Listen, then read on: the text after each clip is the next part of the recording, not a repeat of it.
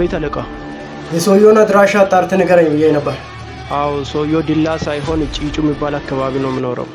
በጣም ጥሩ። አሁን እሱን ካጣ የእሷን አድራሻውን ታሳውቀኛለህ። አሁን ፍቅረኛው የተለመደው ካፌ ውስጥ ቁጭ ብላለች። በጣም ጥሩ። አለቃ ካለበት ሰውየውን ይዘን መምጣት እንችላለን።